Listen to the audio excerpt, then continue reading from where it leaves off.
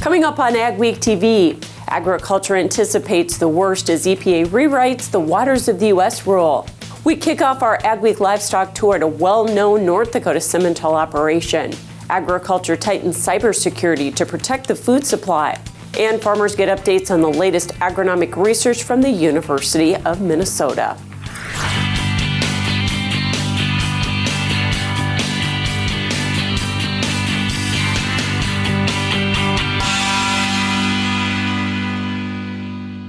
Welcome to Agweek TV. I'm Michelle Rook. The Environmental Protection Agency is rewriting the controversial Waters of the U.S. rule. They released their first proposal in the Federal Register on December 7th and are currently in the comment process. However, some farm leaders believe input will do little to change its disastrous course. Agweek's Jeff Beach explains in this week's Agweek cover story. One of the biggest concerns for agriculture is what's not in the current proposal, specific exemptions for farmers that were in place under previous definitions of the waters of the U.S. However, EPA has left those out. The inevitable waters protection rule was common sense. It was easy to understand. People didn't have to hire engineers and lawyers to figure out what parts of their farms or ranches were regulated by the federal government. Past definitions clearly spelled out areas such as stock ponds that were not regulated. And to come down and try to regulate ephemeral waters and temporary streams that only run into things like stock dams when a heavy rain comes along, they should not be trying to regulate those. The concern is the rule could represent federal overreach by eliminating specific exclusions for ag. We understand that sometimes they want to dictate every puddle on the farm.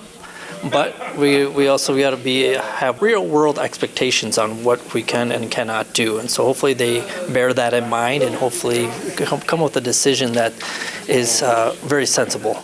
The comment period on the Step 1 proposal ends February 7th, with a second proposal to follow. Thanks, Jeff. Many farm state lawmakers have publicly opposed the Biden administration's position on WOTUS and say the agency's overall regulatory agenda is alarming. Senate Ag Committee member John Thune of South Dakota says the intelligence he's receiving about WOTUS 2.0 is that it could be more expansive and burdensome than the Obama-era rule, so pre-2015. The hints that we're getting from EPA is that this administrator is talking about it being even more aggressive than the deal that was struck back then. And so, that was bad enough. Thune says if EPA goes that aggressive, they will get serious pushback from farmers and ranchers. And it seems like almost that the agenda that they're driving right now is animated by interests on the coast and just are kind of without regard to how this is going to impact the middle of the country. WOTUS is one of the few policies the entire agriculture community has unified to oppose. A study commissioned by state corn grower groups details the reasons for record-high nitrogen fertilizer prices. Research from Texas A&M shows supply chain disruptions are influencing the price and supply of nitrogen products, but industry concentration is also in question. The report also warns the threat of 19% tariffs on UAN imports from Russia and Trinidad and Tobago could drive the prices even higher. North Dakota's first soy processing plant is on track to open near Jamestown by fall of 2023. Archer Daniels Midland is converting the former Cargill malt plant into the Green Bison plant at the Spiritwood Energy Park. ADM says the project is on time and on budget. It will be the state's first dedicated soybean processing facility and will process 150,000 bushels of soybeans per day into oil, meal, and fiber. The oil will be sent to the Marathon Refinery in Dickinson to be refined into renewable diesel. The meal and fiber will be used for livestock feed. Green Bison plans to start bidding on 2023 soybeans by the end of 2022. Some high-profile cyber attacks of major ag companies has security experts calling for tighter measures. Ransom payments to hackers can cost a company millions in order to get back to business. But one cybersecurity expert says prevention doesn't have to be expensive. Wade Atchison says you can better protect your business for as little as $2 per employee per month. Unfortunately, it's been highly publicized, so they know, and companies have paid. Now that they've paid, they've set the standard. So the best thing that you can do now is put in best practices, invest in making sure that your business does not have that happen to them. I think most people would be surprised at the minimal investment it takes to help protect your business. Cybersecurity was one of the topics at the North Dakota Grain Growers Association annual meeting this week in Fargo. North Dakota farmers filed a class action lawsuit against John Deere, the largest farm equipment maker in the U.S. The lawsuit filed by Forest River Farms of North Dakota alleges John Deere has monopolized the repair service market for its ag equipment by purposefully withholding software tools needed to repair its products. Forest River Farms owner Robert Blair is seeking damages for farmers who, starting January 12th of 2018, have paid for repairs from Deere dealers. They've asked for a jury trial and want the court to order John Deere to make the necessary software available to farmers and repair shops. Follow Agweek in the coming weeks for more on this developing story. Up next on Agweek TV, we kick off our annual Livestock Tour with a visit to a leading Simmental breeder.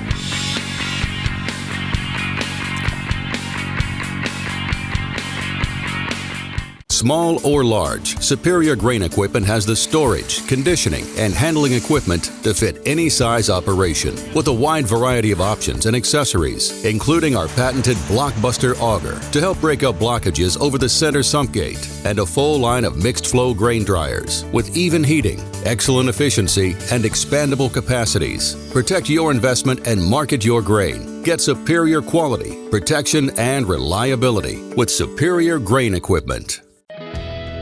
For over 130 years, Farmers Mutual of Nebraska has been providing protection from the unexpected. Farmers and ranchers choose Farmers Mutual insurance coverage for their industry experience, prompt claim service, and unmatched financial strength. Experience an insurance plan that's customized for your operation. Visit fmne.com to contact an agent for a quote today. Farmers Mutual of Nebraska, always alongside you. Improve the profitability of your ranch by partnering with Top Herefords. Attend the bull sale February 11th, 2022 at the ranch near Gray City, North Dakota. When you buy a Top Herefords bull, you're getting top-of-the-line genetics and benefits of marketing your feeder cattle and replacement quality heifers direct. It's a common-sense approach to greater profits on your ranch. View the 2022 catalog at topherefords.com and join us at the bull sale February 11th, 2022 at 1 p.m.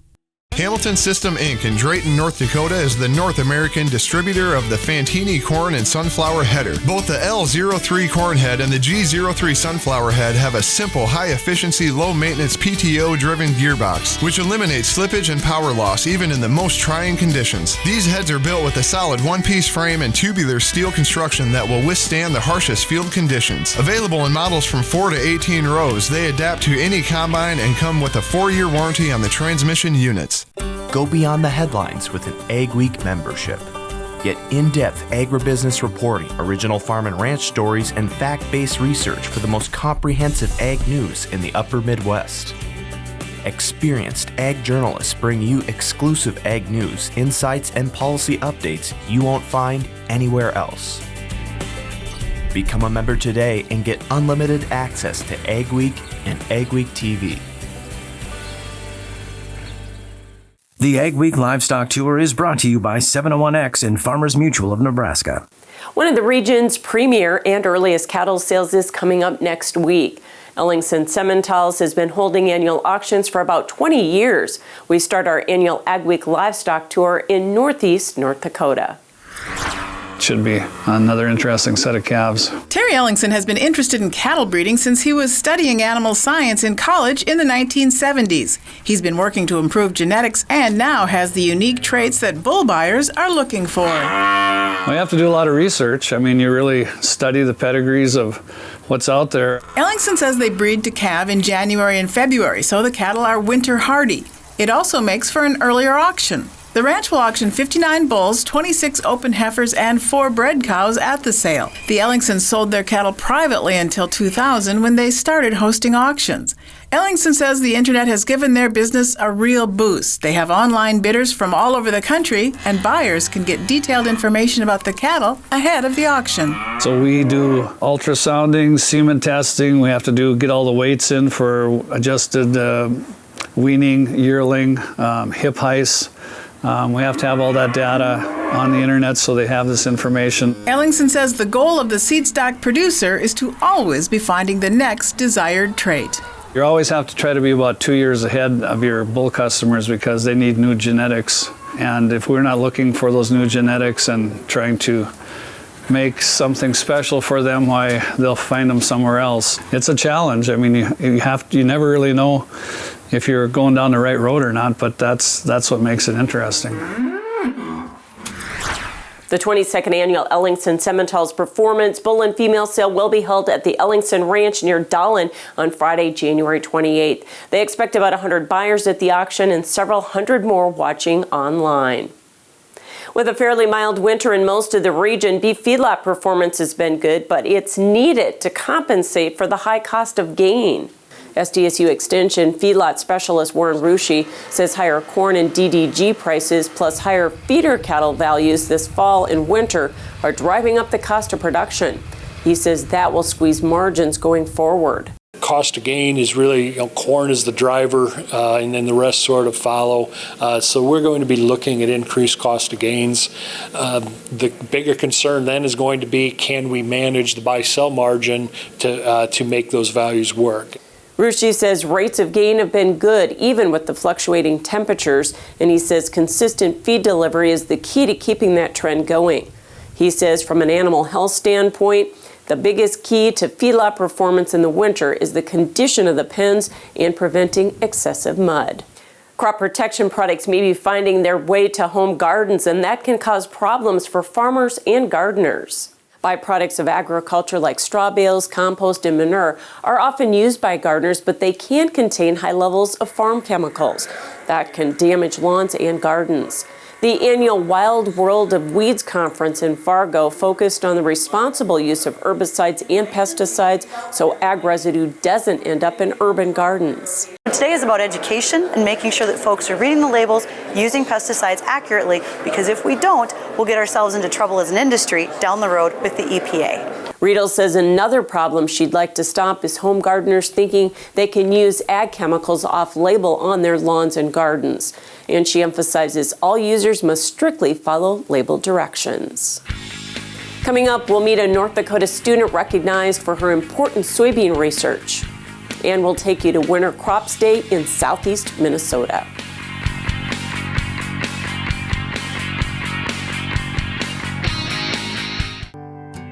South Dakota Soil Health Coalition will be hosting the 2022 Soil Health Conference on January 18th and 19th at the Best Western Ramkota in Aberdeen, offering a chance to network and learn from other producers and ag professionals on a broad range of soil health topics.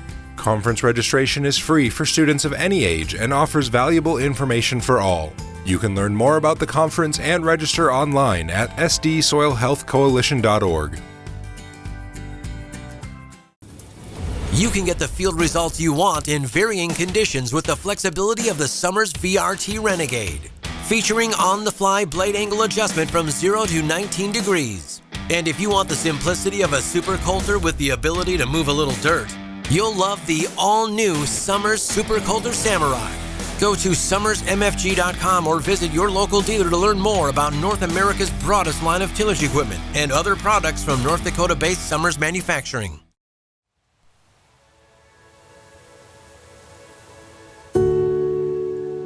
Every season has an end.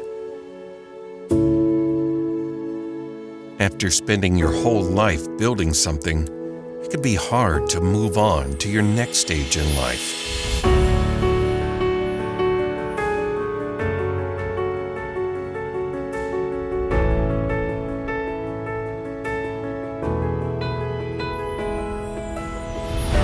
But when that time comes, you deserve to have someone you trust guide you through the process. And by trusting us to pass on your legacy, it gives someone else the chance to create their own. Every auction has a story. Let us share yours. We're going to talk today about a revolutionary auto steer product that you guys have developed. We back one of these things in, it'll drain a 40-acre patch just within hours. What can you tell us about what dairy farmers do to make sure that their animals are happy? Their care is our primary concern. Is there still time for producers to get storage bins up? Absolutely. We still can definitely get something up and ready for corn harvest.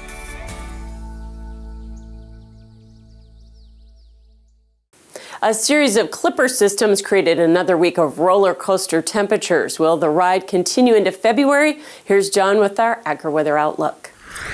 By just about any measure, our weather pattern since about Christmas time, Northern Plains, Upper Midwest region, it's been a hard winter. We've had a lot of Arctic air outbreaks and several significant snows, some ground blizzards and severe snowing blizzards. But that cold Arctic weather pattern is about to start going into retreat. It looks like, especially as we head into the very tail end of January and early February, it's going to be a lot less cold across the region, and it looks like a pattern that will be mostly dry. Maybe you can get some sunny days. Not necessarily promising a big thaw here, just a break in the weather pattern. Frigid weather has been kind of coming and going with this ridging along the west coast, which has really been the ticket to the cold weather dropping down into the Northern Plains, Upper Midwest, Great Lakes, and much of central and eastern Canada. And we're not quite finished with that short term. Some of that certainly is going to build in. Looks like one really fairly significant cold snap centered on about Tuesday into Wednesday into the Northern Plains. Then that will actually go into retreat just a bit. It may try to come back a little, but this ridge is beginning to show some signs toward the end of the week of flattening just a bit. Now, we may get one last little surge of cold air. I don't think it'll be too rough, but as we head on into next week, there are signs that this pattern will begin to break down just a little bit. It's not a complete flip or a complete reversal like North American weather will often do in the wintertime. I don't see us going suddenly into warm and dry. I just see a weather pattern where the weather will be a lot less frigid, a lot less cold. It'll still be a relatively cold pattern. Still going to see some cold weather, some storminess in the southeastern states, but overall things are starting to look a little bit less unfriendly.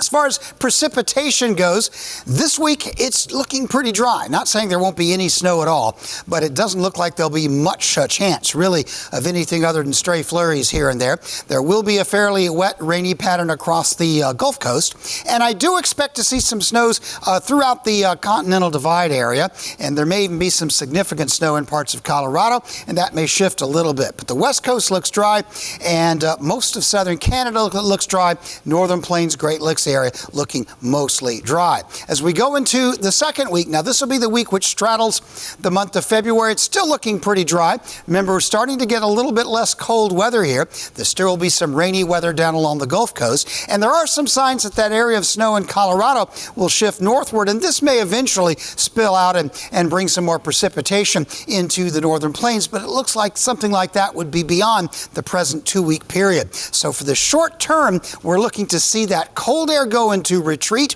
Our weather will be generally a lot less cold and generally mostly dry. Not saying there won't be any snow, won't say there won't be some chilly mornings. It's still January, February, just not so much. Growing up as a kid, Gateway was always the grain bin building and the grain handling people that were out in our area. One of the reasons we chose to go with Gateway was they're the leader in the industry and they are the #1 Brock dealer in the United States. We've really liked the Brock design and some of the designs that Gateway has come up with throughout the years. My best advice would be to just put your trust in them and let them come up with the design that's going to fit your needs.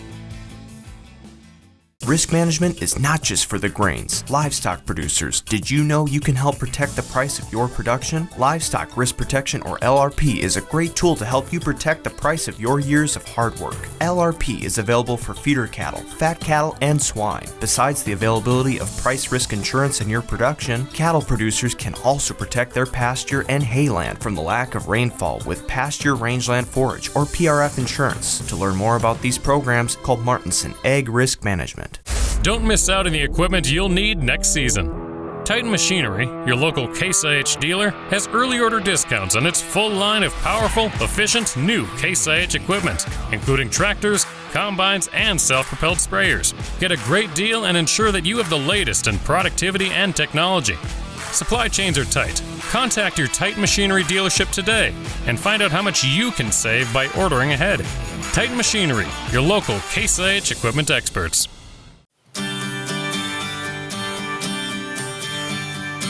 At Advanced Grain Handling Systems, we're your full-service grain dryer and bin project partner. We'll handle everything from start to finish.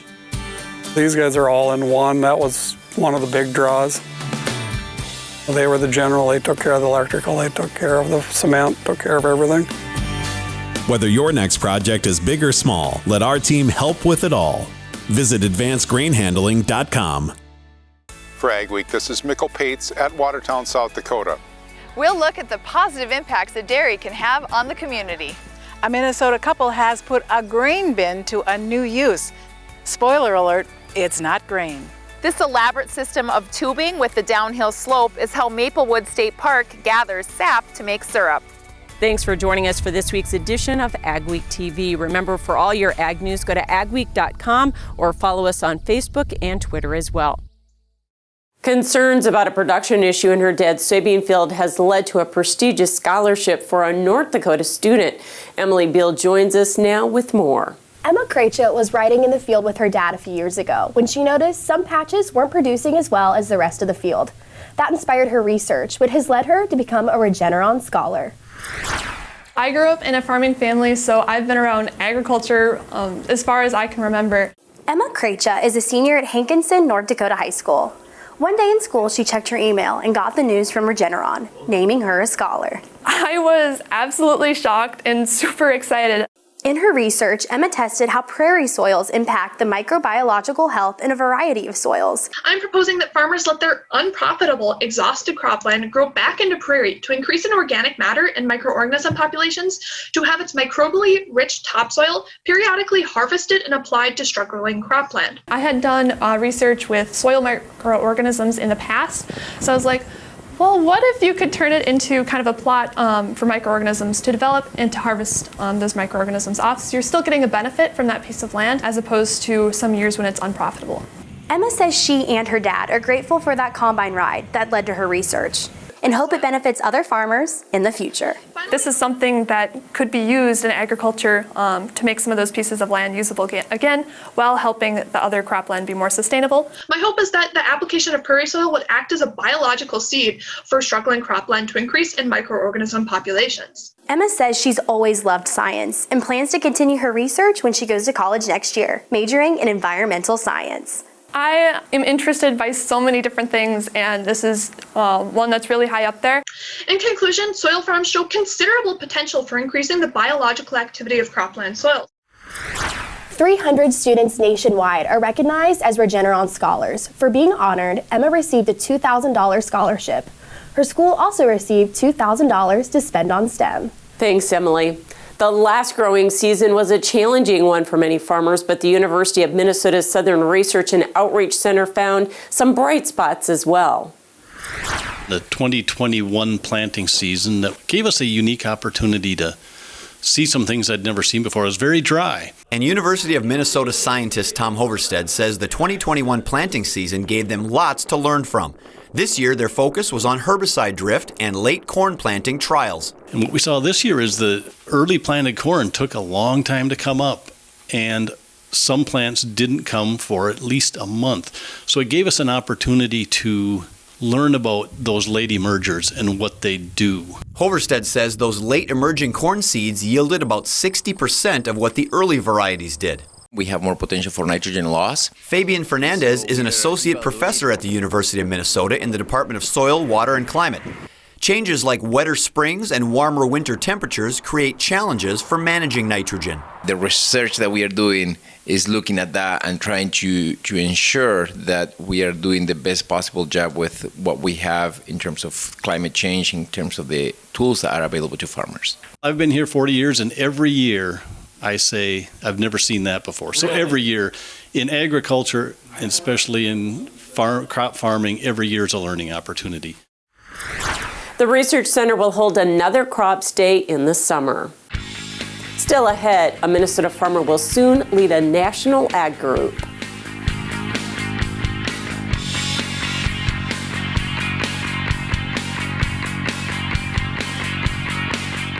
The team at North Star Ag is committed to quality and committed to you. We're not just a full-service dealer, we're farmers too, so we know you need the best machinery and services that'll keep you going all season long. We have the largest equipment inventory in the upper Midwest with a well-equipped parts and service department. So whether you need machinery tomorrow or parts today, stop in and experience what North Star Ag can offer. Check out all our new and used equipment online at northstarag.com or call 701-361-4790.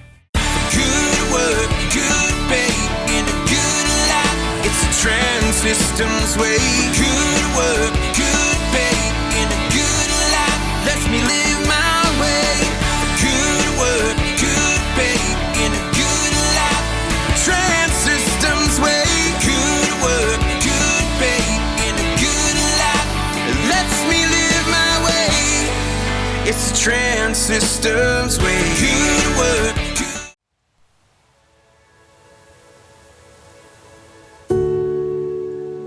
Every season has an end. After spending your whole life building something, it can be hard to move on to your next stage in life.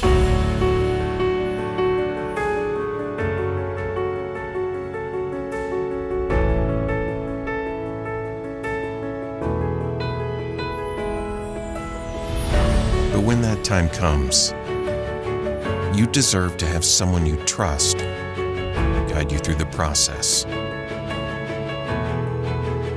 And by trusting us to pass on your legacy, it gives someone else the chance to create their own. Every auction has a story.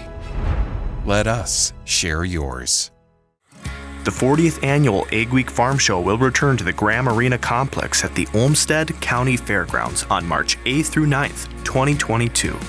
This year, Agweek plans to host panel discussions on 4 hot topic issues in agriculture: ag in a carbon-neutral world, cybersecurity in agriculture, animal ag policies, and urban agriculture. It's going to be a can't-miss opportunity for farmers and ag leaders in the region. An East Grand Forks, Minnesota farmer has been elected chair of the U.S. Wheat Associates. Rhonda Larson has been involved in her family's farm for nearly 30 years. Larson farms with her 2 brothers and her son. They grow wheat and sugar beets. Larson has been a board member of the Minnesota Wheat Research and Promotion Council for several years, serving as chair from 2010 to 2012.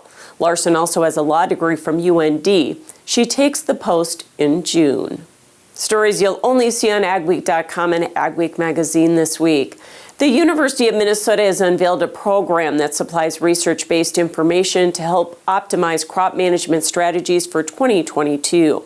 And Wolf Carbon Solutions is working with ADM on a carbon capture and sequestration pipeline from Iowa to Illinois, adding to the list of other planned Midwest carbon pipelines. Thanks for watching this week's edition of Agweek TV. Remember, for all your ag news, go to agweek.com, or you can follow us on Facebook, Twitter, and Instagram. Have yourself a great and safe week.